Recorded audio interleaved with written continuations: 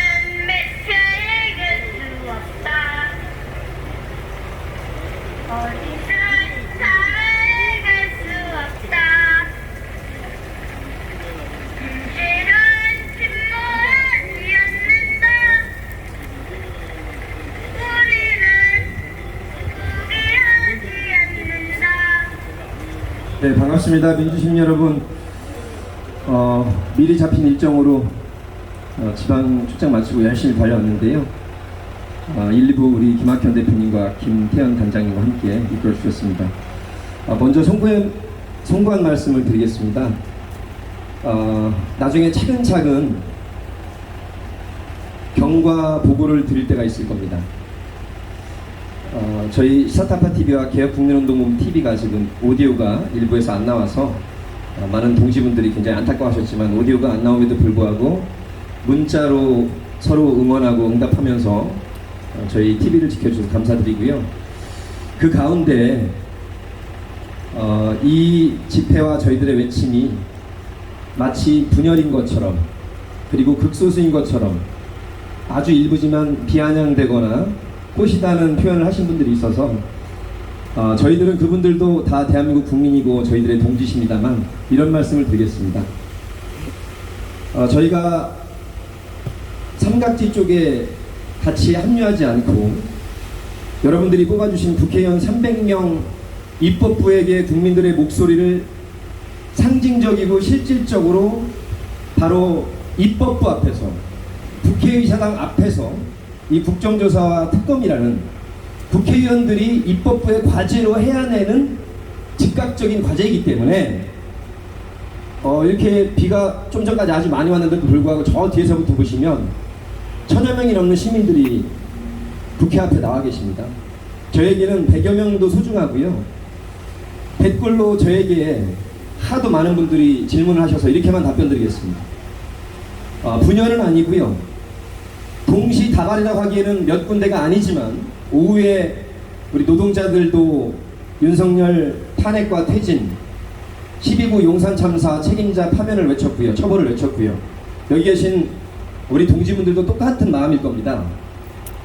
사실 SNS나 방송을 통해서 우리 수백만 시청자분들에게 말씀을 드릴 수 있는 부분도 있지만 일일이 말을 하는 것이 불필요하거나 혹은 저희 민주개혁진보진영에 도움이 안 될 때는 저희 유튜버들도 말을 안 하는 경우가 있습니다. 먼저 가장 중요한 거는 촛불행동이라고 일컬어지는 14번째 집회를 하는 분들, 특히 거기에 참석하시는 우리 대한민국 국민들에게는 말로 표현할 수 없는 존경과 감사, 그리고 동지의 말씀을 드리고요. 차근차근 다 말씀드리겠습니다. 가려서 되는 건 아니기 때문에. 왜 촛불행동과 별도로 촛불연대가 탄생했는지는 저부터 우리 대한민국 국민들께 차분히 말씀을 드리겠습니다. 사실과 팩트에 근거해서. 다시 한번 말씀드리면 14번째 이어지는 삼각지에서의 촛불행동은 그 참가 국민들께 무한한 존경과 감사, 동지의 연대의 말씀을 드리고요. 다만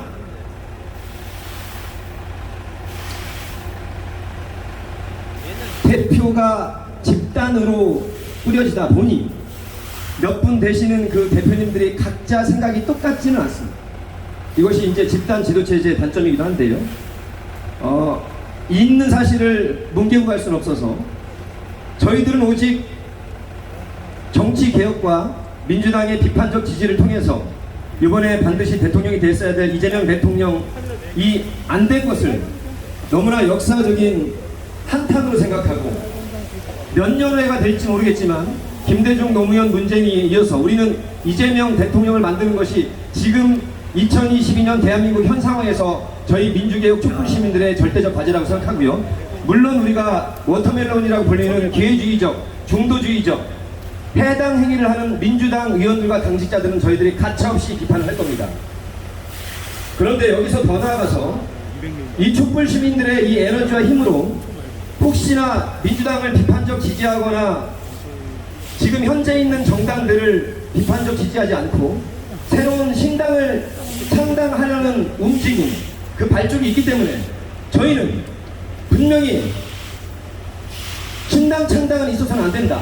물론 그분들의 정치적 결사적 자유겠지만 그쪽에서 여기 계신 시민 여러분들을 오늘 첫 모임인데 소수라고 비아냥되거나 우리들이 마치 분열주의자인 것처럼 말씀을 하실래 제가 개혁국민운동본부의 책임자로서 이 말씀을 안 드릴 수는 없었습니다. 촛불 행동에 참가하는 국민들, 우리는 동지고 힘차게 외쳐주십시오. 국민 여러분, 여러분들과 저희는 생각이 똑같습니다. 여러분들은 윤석열의 코앞에서 윤석열 퇴진을 외쳐주시고 저희는 저 오만 불순한 국민의힘 그리고 뜨뜻미지근한 일부의 민주당 의원들이 아직도 정신 못 차리고 있는 바로 이 입법부 앞에서 우리의 즉각적인 과제인 입법부의 국정조사와 특검을 외치러 왔을 뿐입니다. 동지 여러분 함께 해주시길 바랍니다.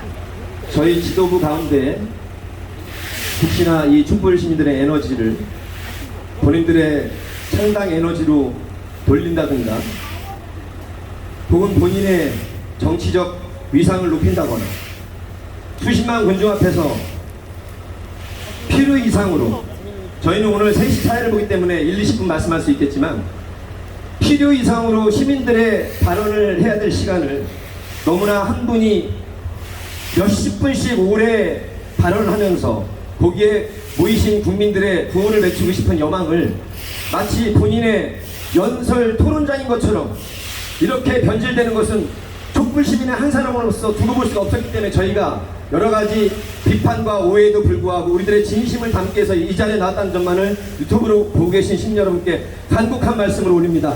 여러분 함께 해주시기 바라겠습니다.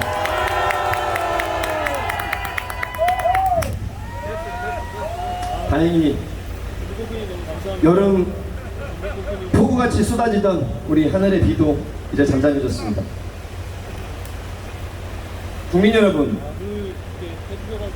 8년 반 전에 2014년 4월 16일 아침 10시 반부터 오후 5시 반까지 저나 여러분이나 각종 텔레비전 생방송을 보면서 한때 YTN의 전원 구조라고 오보가 떴기도 했습니다. 도대체 304명의 생떼 같은 고등학생들 수학 여행 간 학생들이 거의 절대 다수고 시민도 있었고 선생님도 있었습니다. 그때 국민들이 받은 그 트라우마가 8년 반이 지났지만 아직도 전혀 상처가 아물어지지 않았습니다. 그 얼어붙은 7시간 동안 국정의 최고 책임자인 대한민국 공무원 가운데 가장 많은 월급을 수억 원씩 받는 대통령 박근혜는 7시간 동안 무엇을 했냐고 국민들이 질타하면서 따져묻지 않았습니까, 국민 여러분? 10월 28일 날 금요일 저녁부터 밤까지 너무나 전국 각지에서 혹은 세계에서 이태원 클라스로 이미 유명해진 K 문화를 즐기려고 너무나 많이 모여들어서 이미 금요일 날 저녁 밤부터 시민들로부터 위험하다는 신호와 외침이 있었습니다. 맞습니다. 그런데 어떻게 최초의 112에 시민께서 6시 34분에 구체적으로 압사라는 표현까지 써가면서 제발 시민들이 압사당할 위험에 있으니 빨리 조치해 주십시오라고 우리 시민들이 그렇게 외쳤습니다. 그런데 입에 담을 수도 없는 끔찍한 어제 한 분이 더 돌아가셨습니다. 국군장병 단기 기증하시고 157명이라는 이 안타까운 사고에는 4시간 동안 박근혜 7시간이 진도 앞바다에서 서서히 가라져 앉았던 그 배에서 왜 구출 안 했냐면 우리 국민들은 지금 대초에 신고했던 6시 반부터 10시 반까지 4시간 동안 용산 집무실이 있는 윤석열 바로 코앞에서 뭘 하고 있었냐고 따져묻는 게 아니겠습니까, 국민 여러분?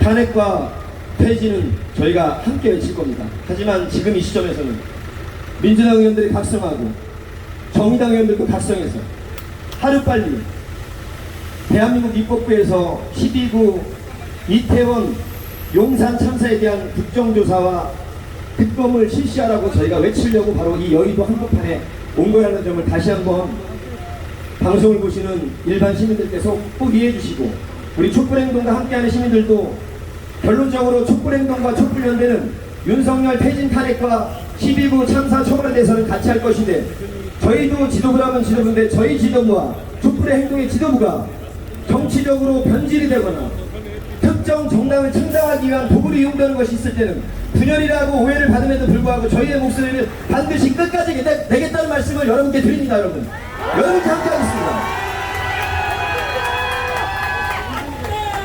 외쳐보겠습니다. 국회에는 지역구도 있지만 비례의원도 있고 국회의원 1명당 9명의 보좌진도 있기 때문에 저희들의 외침이 국회의원회관 또 국회 본청에서 다 들릴 거기 때문에 여의도 앞에서 우리 촛불 시민들이 용산 삼각지 광화문 한복판도 있지만 바로 국회의사당 코앞에서 입법부를 향해서 12구 용산 참사 진상규명을 위한 국정조사와 특검 또 책임자 처벌 파면을 원하는 목소리를 바로 전달해 드리겠습니다. 한번 입법부를 향해서 외쳐주십시오. 끝에 상창을 하도록 하겠습니다. 국민들이 살려달라고 한 그 4시간 동안 무엇을 했는지 윤석열 정부와 한덕수 국무총리 이상민 행정안전부 장관 등등은 밝히고 책임을 지시길 바라겠습니다. 국회는 12구 이태원 참사 진상을 즉각 규명하라.